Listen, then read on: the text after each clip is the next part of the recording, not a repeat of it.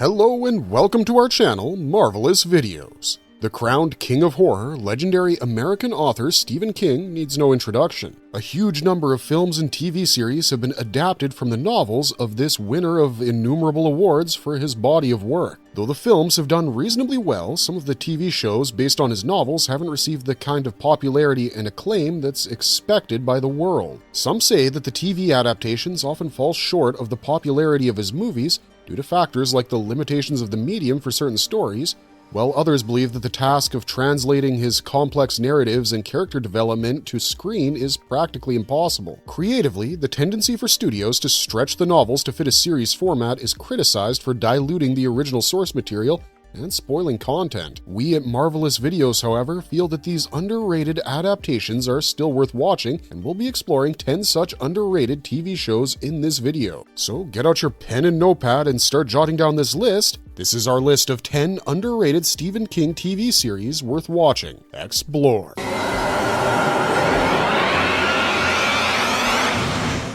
The Tommyknockers. The first on this list is the TV miniseries The Tommyknockers. This one was adapted by Lawrence D. Cohen for screen from the novel Stephen King published in 1987 by the same name. This sci-fi TV series was produced by ABC in 1993 and directed by John Power. It starred Marge Helgenberger and Jimmy Smits in the lead roles. Helgenberger plays Bobby Anderson, a Western fiction writer who lives with her boyfriend Jim Gardner, played by Smits, with their dog Peter, on the outskirts of a small town called Haven. Jim is a poet and recovering from alcoholism. The couple accidentally stumbles across a strange green-colored piece of metal in the woods. The green metal is a part of an alien spaceship that's crash-landed in the forest surrounding Haven. As our lead pair starts digging in the ground to uncover the entire block of this strange metal, the residents of the tiny, sleepy town start developing strange abilities. The ability to invent some amazing gadgets. Suddenly, the small town of Haven becomes a hotbed of invention, all run by the strange green power device, Tommyknockers.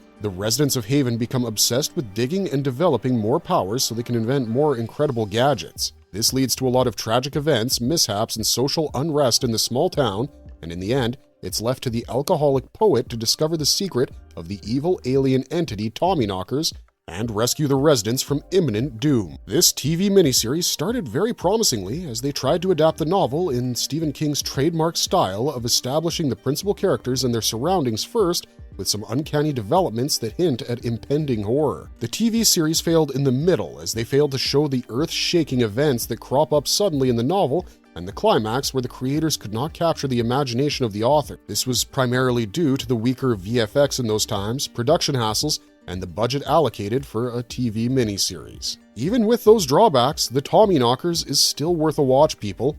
After all, it's based on the work of Stephen King.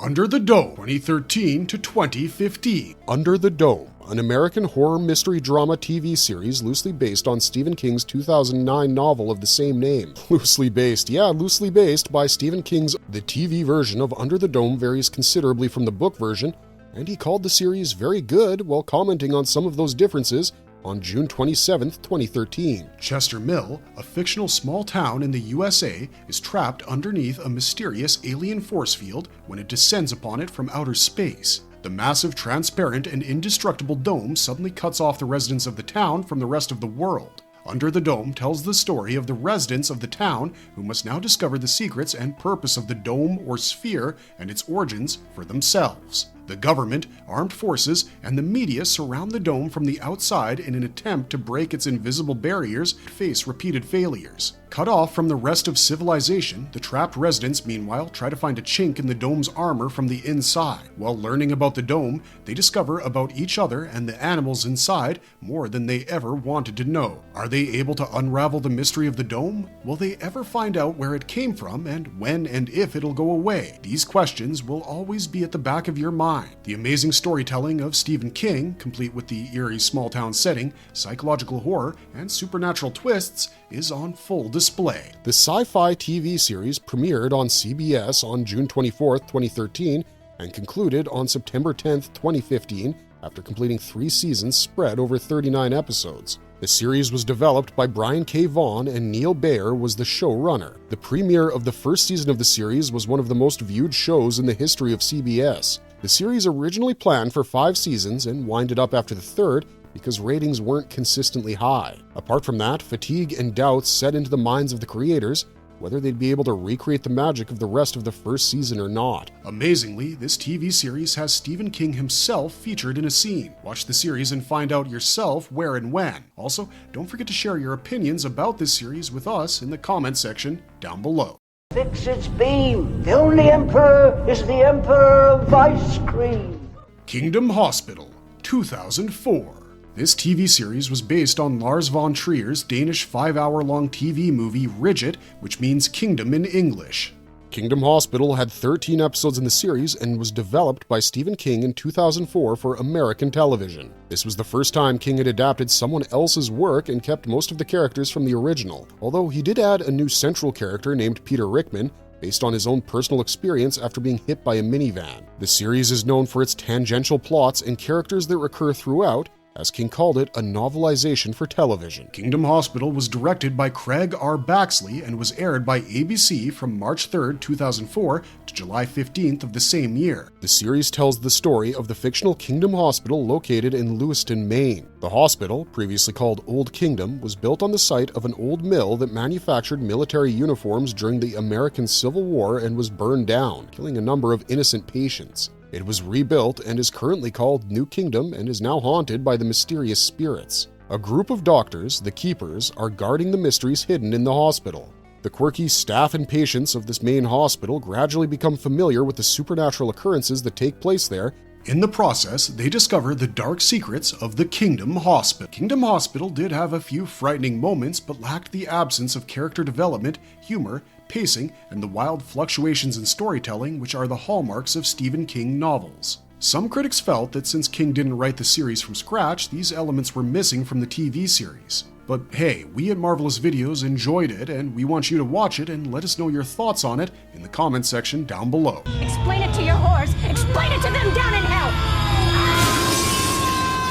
Rose Red, 2002. Now, let's talk about another Stephen King TV miniseries, Rose Red, which came out in 2002. There's an interesting story behind the creation of this miniseries. Stephen King pitched the idea of a film, Rose Red, to Steven Spielberg in 1996, which was loosely based on Shirley Jackson's 1959 novel, The Haunting of Hill House. The novel was first made into a film in 1963, but King gave up the idea of making the film when a feature film remake of The Haunting was released again in 1999. King revised his script and expanded his version of the story into a miniseries. Finally, ABC premiered the miniseries Red Rose, written by King and directed by Craig R. Baxley, on January 27, 2002. It ran for 3 consecutive nights, during which it accrued a viewership of over 18.5 million. In writing the teleplay, King incorporated a variety of influences, including elements of Jackson's novel, as well as the Winchester Mystery House in San Jose, California. The setting changed from LA to Seattle after the production team secured the Thornwood Estate in Lakewood as a shooting location. Rose Red was filmed in the fall of 2000 in Seattle and Lakewood, with principal photography concluding in mid-December. The plot focuses on a reputedly haunted mansion located in Seattle, Washington, named Rose Red. The house has a long history of supernatural events and unexplained tragedies.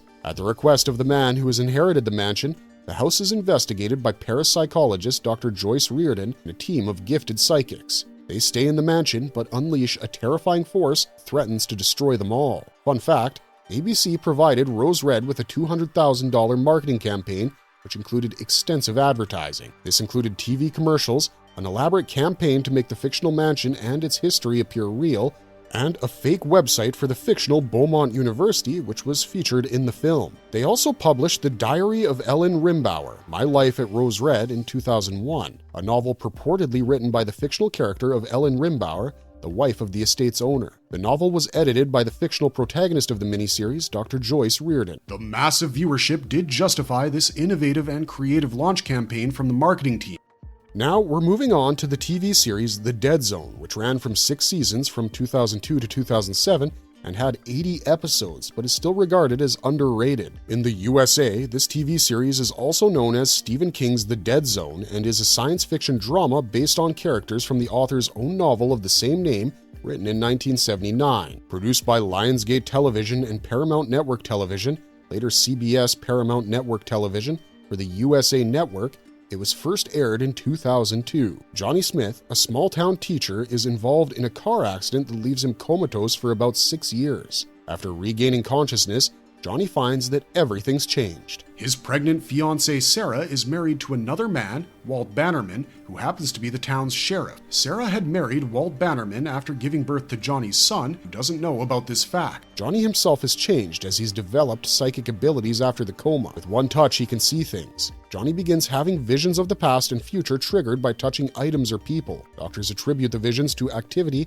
previously unused dead zone of his brain that is attempting to compensate for the impaired function of the portions injured in the accident. Johnny then begins using his abilities to help solve crimes with the help of Sarah, her husband Walt Bannerman, and physical therapist Bruce. His good intentions, though, are intercepted by intermittent visions of apocalyptic events following the future election of congressional candidate Greg Stilson. The series was filmed in Vancouver, British Columbia, Canada for its first 5 seasons. The 6th and final season was billed as The Season That Changes Everything, and production was shifted to Montreal. Perhaps this move spoiled the apple cart of the show, and the 7th season was cancelled due to financial concerns and fear of low ratings in the minds of the producers, who ended the series after its 6th season, a major cliffhanger, in December 2007 without a series finale. Hence the disappointment amongst the fans of Stephen King and the lack of buzz around this series. What a shame. We'd love to hear your thoughts on The Dead Zone, or at least the parts of it that came out.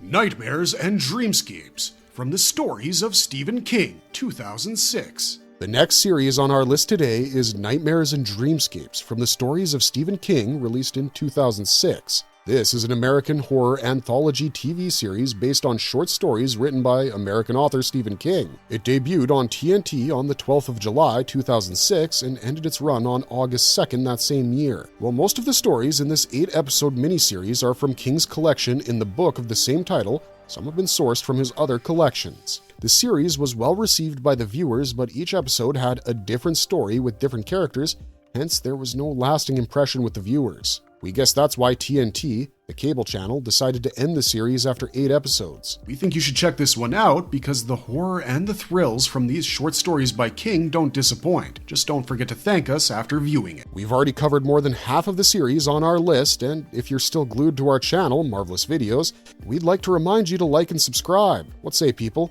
A little press of a button goes a long ways in encouraging us to make more such wonderful videos. We'll leave that to your discretion as we now move to the 7th series on our list. You come to love me. You come to call me father.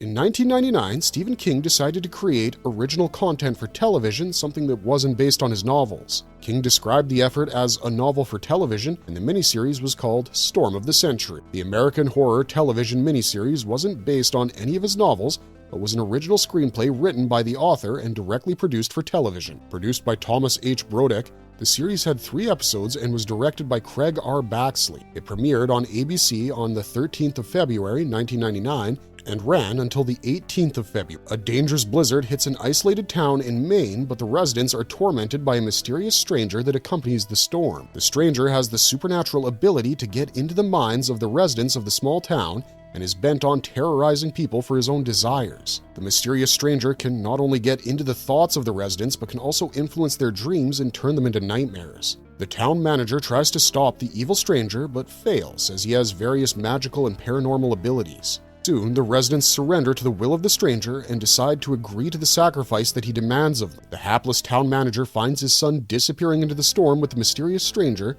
as that was the price the mysterious stranger demanded to leave the town alone. Interesting insight. The screenplay of the miniseries was published as a mass-market book by Pocket Books just prior to the initial airing of Storm of the Century on ABC, February 1999. The book contained an introduction where King described the genesis of the idea as it occurred to him in late 1996. The book also included photographs of the TV miniseries. King has called Storm of the Century his personal favorite of all the TV productions related to his works, but sadly, the short amount of time it was broadcast for on ABC wouldn't leave a lasting impression on the minds of his viewers. We at Marvelous Videos would recommend this miniseries highly for weekend DVD bin.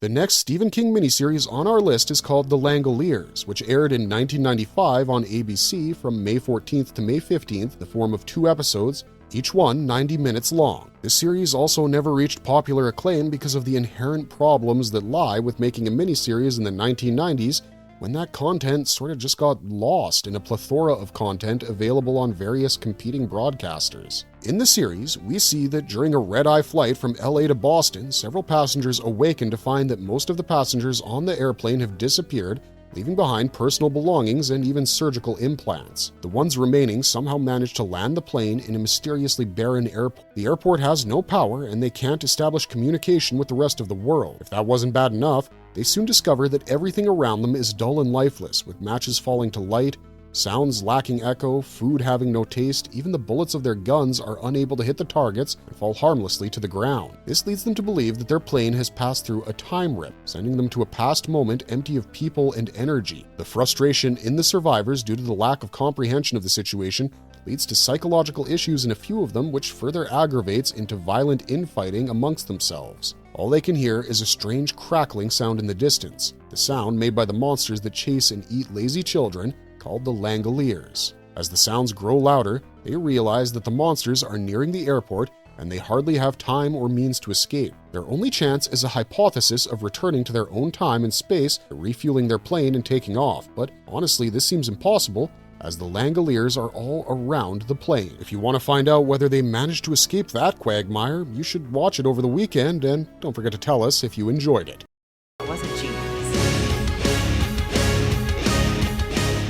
Haven 2010 to 2015. Next up, we have Haven, a supernatural drama TV series loosely based on the Stephen King novel The Colorado Kid from 2005. The show was jointly created by Jim Dunn and Sam Ernst for TV. The show deals with strange events occurring in a fictional town named Haven. Many in this coastal town have a dormant paranormal curse or the Trouble. FBI Special Agent Audrey Parker is dispatched to Haven on a routine case. Once there, she soon finds herself drawn to the return of the Troubles, a plague of supernatural afflictions that have occurred in the town in the past also. Over time, Parker realizes that she has some personal connections with the town that may even lead Parker to the mother she had never known. She also gets a suspicion that her arrival in Haven may have been prearranged, that her name and even her memories may not be her own. Parker quits the FBI to join the Haven Police Department and a petty criminal smuggler to shield the town from the Troubles. As the series progresses, Parker learns more about the mysteries of both Haven and her true identity. The three also try to protect the Troubled,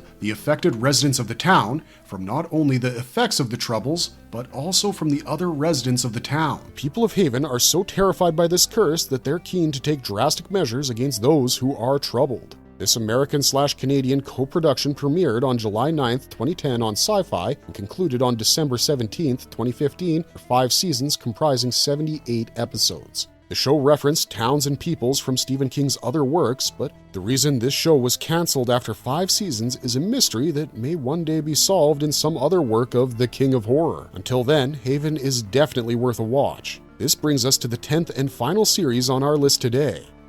Golden Years is a miniseries by Stephen King that aired in 1991 on CBS from July 16th to August 22nd, as a part of its 1991 schedule. This American TV sci-fi thriller miniseries had 7 parts and deals with a victim of an explosion at a top-secret lab in the U.S. Harlan Williams, an elderly janitor at the top-secret lab, The Shop, starts to age in reverse after the tragedy. This secret not only needs to be kept under wraps, but the process needs to be studied by the government. Hence, a ruthless operative is sent to cover up the incident and bring in the elderly janitor at any cost to uncover this mysterious phenomenon. The bewildered janitor and his hapless wife go on the run in an attempt to escape from the clutches of the government with help from a sympathetic female agent. Stephen King wanted this miniseries to lead into a regular series, but CBS didn't want to tinker with their schedule and did not extend the series beyond 7 episodes. The ill-fated miniseries therefore ended on a cliffhanger. King asked for 4 hours of airtime in the following spring to finish the story, but CBS denied him this as well. King's desire to tell this story completely on TV just never fully materialized. Now, that completes our list of 10 underrated Stephen King TV series worth watching. Thanks for watching this video. Hopefully you enjoyed what you saw, and don't forget to watch these TV shows by the crowned King of Horror and share your insightful experiences with us. Let us reiterate before we take our leave, don't forget to click the bell icon so that you never miss another marvelous video. Thanks for watching, stay safe out there, and have a marvelous day.